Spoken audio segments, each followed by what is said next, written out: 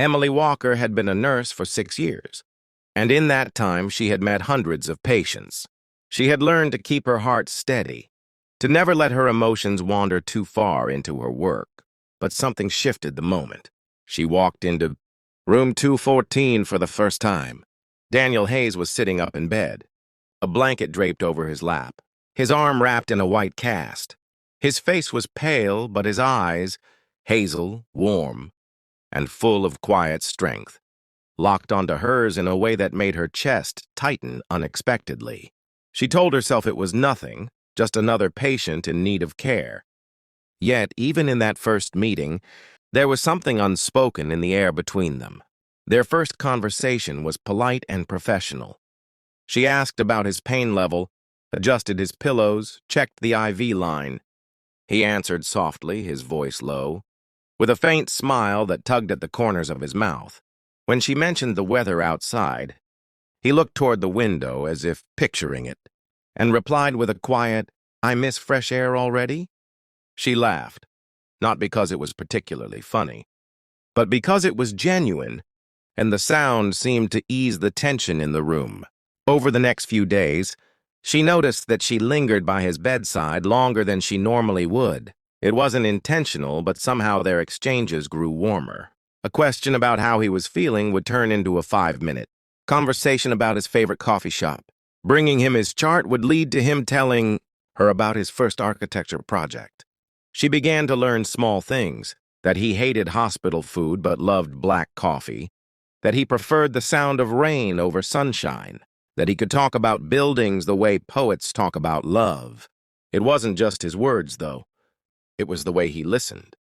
Daniel never looked at his phone when she spoke, never seemed distracted. His eyes stayed with hers, steady, making her feel as if she were the only person in the room. And in a hospital full of rushing footsteps, beeping machines, and hurried voices, that kind of attention was rare. Emily caught herself anticipating her rounds in his room. She would notice the way his eyes brightened when she walked in, or how his tone softened when he said her name. Some nights, when she left the hospital, she found herself replaying their conversations in her mind, wondering why they felt so different from every other patient interaction she'd had. She told herself it was harmless. She told herself it was just kindness. But deep down, she knew something was quietly, irresistibly pulling her toward him. And it had already begun. It started in the smallest moments, so subtle that neither of them could claim exactly when it began. Maybe it was the afternoon when Emily adjusted his blanket and her fingers accidentally brushed against his. The contact had lasted no more than a second, but it was enough to send a soft current through her, one she quickly pretended not to feel. Daniel's eyes had flickered to hers then, just briefly, but with a depth that said he had noticed too. From that day on, those little moments became harder to ignore.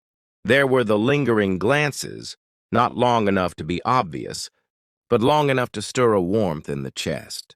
When she entered his room, he always seemed to be waiting for her, his gaze finding hers before she had even spoken.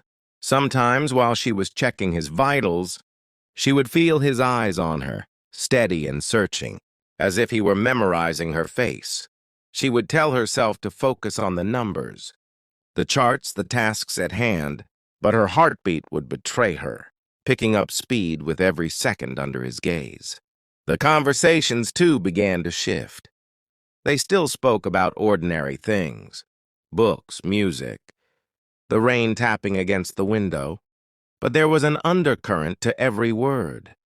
It was in the way his voice softened when he asked how her day had been, or how he seemed to remember every small detail she shared.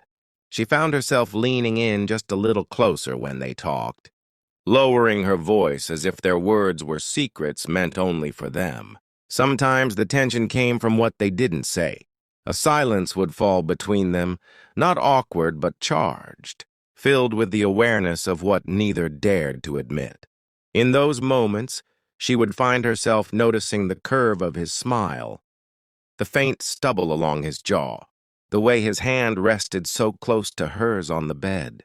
She wanted to reach out, just to feel that warmth again, but the thin thread of self-control held her back. One evening, she arrived to find him half asleep, the soft light of the bedside lamp casting shadows across his face. She adjusted the flowers on the table, trying not to wake him, but his eyes opened slowly, and he gave her the smallest smile. "I knew you'd come," he murmured, his voice low and rough from sleep. Something in her chest tightened, because she realized she had wanted to come, needed to see him, more than she should. Each day, the tension wound tighter between them, invisible but unbreakable. It was there in every shared look, every unspoken word, every brush of fingertips. Neither of them moved to cross the line, but both of them knew they were already standing at its edge. The night it happened, the hospital was wrapped in an unusual stillness. The rain outside fell in steady sheets, the soft patter against the windows mixing with the faint hum of the machines. Emily's shift was nearly over, but she found herself moving slowly, almost reluctant to leave. Room 214 waited at the end of the corridor, and with every step toward it, her heart beat harder in her chest. When she walked in, Daniel was sitting upright, the warm glow from the bedside lamp softening the sharp lines of his face. He looked tired, but the moment his eyes met hers, something unspoken passed between them, a recognition, a silent agreement that tonight felt different. She set the small cup of evening medication on the table beside him, but he didn't reach for it. Instead, his gaze lingered on her in a way that made her forget the sterile walls and the faint, antiseptic scent in the air. "You've been here every day," he said quietly, his voice a low thread that pulled her closer. "Not just because it's your job." Emily froze for a moment, her pulse thundering in her ears. She could have answered with something light, something professional, but she didn't. She couldn't. The truth sat between them, heavy and undeniable. She took a step closer, her hand brushing against his on the edge of the bed. His fingers curled around hers without hesitation, warm and steady, grounding her even as her thoughts swirled. The air between them felt charged, as if the whole world had narrowed to this one room, this one moment. Slowly, Daniel reached up with his free hand, tucking a loose strand of hair behind her ear. His fingertips grazed her cheek, sending a shiver down her spine. Emily didn't move away. She leaned in, her breath mingling with his, her heart pounding so hard she thought he might hear it. When their lips met, it was gentle at first, tentative, almost testing, but full of weeks of held-back feelings. The kiss deepened naturally, the restraint they had carried for so long, unraveling in the quiet safety of the dimly lit room. Outside, the rain poured harder, drumming against the glass like a heartbeat that matched her own. When they finally pulled away, neither spoke. Words felt unnecessary, almost too small for what had just passed between them. Daniel's hand still held hers, his thumb tracing slow circles against her skin. Emily knew that the rules, the walls they had built, had been crossed, and though she should have felt nervous, all she felt was the certainty that this, whatever it was, had been waiting for them from the very beginning. Please click subscribe to our channel. We have more stories coming soon. Miss any new stories? Thank you for listening.